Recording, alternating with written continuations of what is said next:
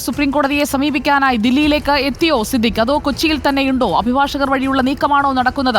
അതൊക്കെയാണ് നമുക്ക് അറിയേണ്ടത്. അല്ലമീൻ നമുക്കൊപ്പം ചേരുന്നു. അല്ലമീൻ, പുതിയ വിവരങ്ങൾ എന്താണ്? സിദ്ദിഖ് ഇപ്പോൾ കേരളം വിട്ടിട്ടുണ്ടോ അതോ കൊച്ചിയിൽ തന്നെയുണ്ടോ? ഇക്കാര്യത്തിലും ഇതുവരെ ഒരു വ്യക്തതയായിട്ടില്ലല്ലോ. അറസ്റ്റ് തടയാനുള്ള നീക്കത്തിൽ തന്നെയാണ് എന്ന് ഉറപ്പിക്കാവുന്ന കാര്യങ്ങളാണ് ഇപ്പോൾ പുറത്തേക്ക് വരുന്നത്. മകൻ അഭിഭാഷകന്റെ ഓഫീസിലെത്തിയതടക്കം.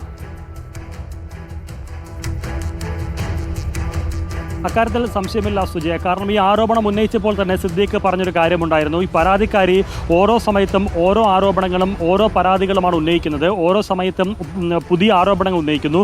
അതിൽ നിന്ന് തന്നെ ആരോപണത്തിൻ്റെ വസ്തുത വ്യക്തമാണ്. തനിക്കെതിരെ മറ്റെന്തോ ഗൂഢലക്ഷ്യത്തോടു കൂടിയുള്ള ഒരു ആരോപണം, ആക്ഷേപം എന്നുള്ളതായിരുന്നു സിദ്ദീഖ് നേരത്തെ അതിനെ പ്രതിരോധിച്ചുകൊണ്ട് പറഞ്ഞത്. സ്വാഭാവികമായും അതിലൂടെ സിദ്ദീഖ് ഉദ്ദേശിക്കുന്ന താൻ അങ്ങനെ തെറ്റു ചെയ്തിട്ടില്ല. ഉയർന്നു വരുന്ന ആരോപണം വരുന്നത് പോലെ താൻ അങ്ങനെ ഒരു പീഡനം ചെയ്തിട്ടില്ല, അല്ലെങ്കിൽ പെൺകുട്ടിയെ ബലാത്സംഗം ചെയ്തിട്ടില്ല, പീഡിപ്പിച്ചിട്ടില്ല എന്നുള്ളതാണ്. അങ്ങനെ തെറ്റു ചെയ്തിട്ടില്ല എന്ന് സിദ്ദീഖ് പറയുമ്പോൾ തെറ്റു ചെയ്യാത്ത താൻ എന്തിന് ജയിലിലേക്കകത്തേക്ക് പോകണം, ഇല്ലാത്ത കുറ്റത്തിന് എന്തിന് ശിക്ഷ അനുഭവിക്കണമെന്നൊരു മറു ചോദ്യം കൂടി സിദ്ദീഖ് ചോദിക്കുന്നുണ്ട്. സ്വാഭാവികമായും അതുകൊണ്ടുകൂടി തന്നെ ആയിരിക്കണം ഇത്തരത്തിൽ മുൻകൂർ ജാമ്യ ഹർജി കോടതി തള്ളുമ്പോൾ തന്നെ അത് ഒളിവിൽ പോയിക്കൊണ്ട് മാറി നിന്നുകൊണ്ട് സുപ്രീം കോടതിയിലേക്ക് പോകാനും ഒരു അനുകൂല സാഹചര്യം ഒരുക്കാനും നീക്കം നടത്തുന്നത്. ചെയ്യാത്ത കുറ്റത്തിന് ജയിലറകളിലേക്ക് പോകേണ്ടതിൻ്റെ ആവശ്യം എന്ത് എന്നൊരു ചോദ്യം സ്വാഭാവികമായും സിദ്ദീഖുമായി ബന്ധപ്പെട്ടവരും ഉന്നയിക്കും. അതുകൊണ്ട് തന്നെയാണ് അടുത്ത നീക്കങ്ങളിലേക്ക്, അപ്പീൽ പോകുന്നതടക്കമുള്ള നീക്കങ്ങളിലേക്ക് ആലോചന കടക്കുന്നത് എന്നുള്ളതാണ് മനസ്സിലാക്കാനാകുന്നത്. എന്നു മാത്രമല്ല, ആദ്യഘട്ടങ്ങളിലൊക്കെ തന്നെ സിദ്ദീഖിന് ഈ വിഷയത്തിൽ വലിയ ആത്മവിശ്വാസം ഉണ്ടായിരുന്നു. അതുകൂടി മുൻനിർത്തിയാണ് ആരോപണം ഉയർന്നപ്പോൾ തന്നെ AMMയുടെ ജനറൽ സെക്രട്ടറി സ്ഥാനം ഒഴിഞ്ഞത്. പിന്നീട് കോടതിയിൽ പോകുന്നു, പരാതിക്കാരിക്കെതിരെ DGPയെ സമീപിക്കുന്നു. അങ്ങനെ നിയമവഴിയിലെ പോകുമ്പോഴും സിദ്ദീഖിന് വലിയ ആത്മവിശ്വാസവും പ്രതീക്ഷയും ഉണ്ടായിരുന്നു.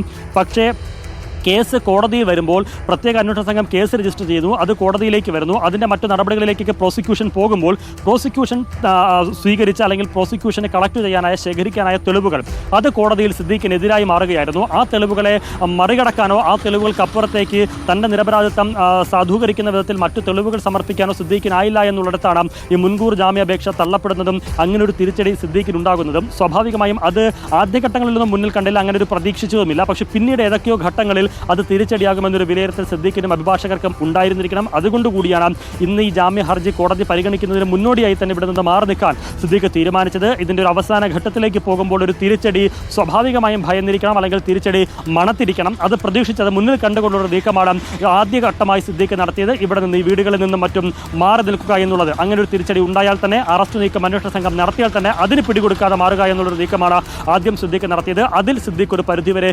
വിജയിച്ചിരിക്കുന്നു എന്ന് വേണമെങ്കിൽ പറയുകയും ചെയ്യാം. ഇനി അടുത്ത നീക്കം സ്വാഭാവികമായും ഹൈക്കോടതി കഴിഞ്ഞാൽ മേൽക്കോടതികളുണ്ട്, സുപ്രീം കോടതിയുണ്ട്. അവിടേക്ക് പോകാനുള്ള ഒരു അവകാശം സ്വാഭാവികമായും ഒരു പൗരനുണ്ട്. ആ അവകാശം വിനിയോഗിക്കുക എന്നുള്ളതാണ് ഇനി സിദ്ദീഖ് ആലോചിക്കുന്നത്, സിദ്ദീഖിൻ്റെ അഭിഭാഷകൻ ആലോചിക്കുന്നത്, കുടുംബം ആലോചിക്കുന്നത്.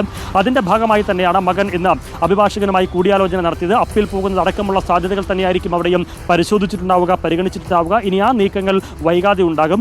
ഇനി അറിയേണ്ടത് സുജയെ സൂചിപ്പിച്ചതുപോലെ സിദ്ദീഖ് എവിടെ എന്നുള്ള ചോദ്യത്തിനുള്ള മറുപടിയാണ്. അത് കൊച്ചിയിൽ തന്നെയുണ്ടോ, ഇനി അതല്ല കൊച്ചി വിട്ട് മറ്റെവിടേക്കെങ്കിലും മാറിയിട്ടുണ്ടോ, ഇനി സുപ്രീം കോടതിയിൽ പോകേണ്ട സാധ്യത മുന്നിൽ കണ്ട് ഡൽഹിയിലേക്ക് പോയിട്ടുണ്ടോ, ഇനി അതല്ല വിദേശത്തേക്ക് കടന്നിട്ടുണ്ടോ എന്നതടക്കമുള്ള ഉത്തരമില്ലാത്ത ചോദ്യങ്ങൾ പലതുമുണ്ട്. പക്ഷേ ഇപ്പോഴും ഒരു വ്യക്തത അക്കാര്യത്തിൽ ആർക്കുമില്ല. അത് പോലീസിനില്ല, അത് അന്വേഷണ സംഘത്തിനുമില്ല. സിദ്ദീഖിൻ്റെ അടുപ്പക്കാർക്കുണ്ടാകും, അവർ അത് പങ്കുവെക്കുന്നുമില്ല. സ്വാഭാവികമായും അങ്ങനെ പങ്കുവെക്കാൻ അവർക്ക് സാധിക്കുകയുമില്ല. ഫോൺ രണ്ടും ഓഫ് ചെയ്തിരിക്കുകയാണ്. അത് ഈ പറഞ്ഞതുപോലെ മാറി നിൽക്കുന്നതിൻ്റെ, ഒളിവിൽ കഴിയുന്നതിൻ്റെ ഭാഗമായി ട്രേസ് ചെയ്യാതിരിക്കാൻ, ലൊക്കേഷൻ കിട്ടാതിരിക്കാൻ വേണ്ടി ഓഫ് ചെയ്തതാണോ, ഇനി അതല്ല കേരളം വിട്ട് മറ്റു വിദേശത്തോ മറ്റോ പോയതുകൊണ്ട് അങ്ങനെ നെറ്റ്വർക്ക് കിട്ടാത്തതാണോ എന്നതടക്കമുള്ള സംശയങ്ങളും നിലവിലുണ്ട്. ഏതായിരുന്നാലും കഴിഞ്ഞ ദിവസം വരെയും സിദ്ദീഖ് ഇവിടെ ഉണ്ടായിരുന്നു എന്നുള്ളത് ഏതാണ്ട് ഉറപ്പാണ്. ഇന്ന് പുലർച്ചയോടെയോ അല്ലെങ്കിൽ ഇന്നലെ രാത്രിയോടെയോ ഉള്ളൊരു നീക്കമായിരിക്കണം സിദ്ദീഖ് ഇവിടെ നിന്ന് മാറാനെടുത്ത ഒരു തീരുമാനവും അതിനുശേഷമായിരിക്കണം സിദ്ദീഖ് ഇവിടെ നിന്ന് മാറിയിട്ടുണ്ടാവുക. ഏതായാലും തകൃതിയായി തന്നെ മേൽക്കോടതിയെ സമീപിക്കുന്നതുമായി ബന്ധപ്പെട്ടുള്ള ആലോചനകളും നീക്കങ്ങളും നടക്കുന്നുണ്ട്. ഇനി എപ്പോൾ സുപ്രീം കോടതിയിലേക്ക് പോകും, അത് നാളെ തന്നെ ഒരുപക്ഷെ സുപ്രീം കോടതിയിൽ ഈ തരത്തിലാണെങ്കിൽ, കാരണം അന്വേഷണ സംഘം വലവിരിച്ച് വ്യാപകമായിട്ടുള്ള പരിശോധന സിദ്ദീഖിന് വേണ്ടി നടത്തുന്നുണ്ട്. കൊച്ചിയിലെമ്പാടും പരിശോധന നടത്തുന്നുണ്ട്. കൊച്ചിയിൽ തന്നെ ഉണ്ട് എന്നുള്ളതാണ് ഒരു അനുമാനം, അന്വേഷണ സംഘത്തിൻ്റെയും നിഗമനം. അതിനപ്പുറത്തേക്കുള്ള സാധ്യത തള്ളുന്നില്ല. അപ്പോഴും അങ്ങനെ കാടടച്ചുള്ള ഒരു വലവിരിച്ചുള്ള ഒരു പരിശോധനയും അന്വേഷണവും തിരച്ചിലും നടക്കുമ്പോൾ സ്വാഭാവികമായും പിടിയിലാകും, അല്ലെങ്കിൽ അന്വേഷണ സംഘത്തിൻ്റെ പിടിയിലേക്കായി കഴിഞ്ഞാൽ പിന്നെ കോടതിയേക്ക് സമീപിക്കുന്നതിനൊരു പ്രസക്തി ഉണ്ടാവില്ല എന്ന് പറയുമ്പോൾ ഒരു പക്ഷേ റിമാൻഡിലേക്ക് പോകുന്നൊരു സാഹചര്യം ഉണ്ടാകും. അത് ഒഴിവാക്കുന്നതിന് ഒരു പക്ഷേ എത്രയും പെട്ടെന്ന് സുപ്രീം കോടതിയിലേക്ക് എന്നുള്ളത് തന്നെയാണ് തീർച്ചയായും വ്യാപക തെരച്ചിലാണ് സിദ്ദിഖിനെ പൂട്ടാൻ SIT ശ്രമിക്കുമ്പോൾ സുപ്രീം കോടതിയിൽ നിന്ന് ജാമ്യം നേടിയെടുക്കാനുള്ള നീക്കങ്ങൾ സിദ്ദിഖ് മറുഭാഗത്ത് തുടരുന്നു. അവിടെയാണ് ഹൈക്കോടതി എടുത്തു പറയുന്ന ഒരു വാചകം: കുറ്റകൃത്യത്തെ പൂർണ്ണമായി നിരാകരിക്കുന്ന സാഹചര്യത്തിൽ കേസന്വേഷണം ശരിയായി പൂർത്തിയാക്കാനും ലൈംഗിക ശേഷി പരിശോധിക്കുന്നതിനും സിദ്ദിഖിനെ കസ്റ്റഡിയിൽ ചോദ്യം ചെയ്യണമെന്ന് മുൻകൂർ ജാമ്യാപേക്ഷ തള്ളിക്കൊണ്ടുള്ള ഉത്തരവിൽ വ്യക്തമായി പറയുന്നു ഹൈക്കോടതി. മാത്രമല്ല, പരാതിക്കാരിയെ ഭീഷണിപ്പെടുത്താനും തെളിവ് നശിപ്പിക്കാനും സാധ്യതയുണ്ട് എന്ന് പ്രോസിക്യൂഷൻ ചൂണ്ടിക്കാട്ടിയതും പരിഗണിച്ചാണ് സിദ്ദിഖിന് മുൻകൂർ ജാമ്യം നൽകാൻ കഴിയില്ല എന്ന് ഹൈക്കോടതി വ്യക്തമാക്കിയത്. സിദ്ദിഖ് ഇപ്പോൾ എവിടെയാണ്? ഒളിവിൽ നിന്ന് പുറത്തേക്ക്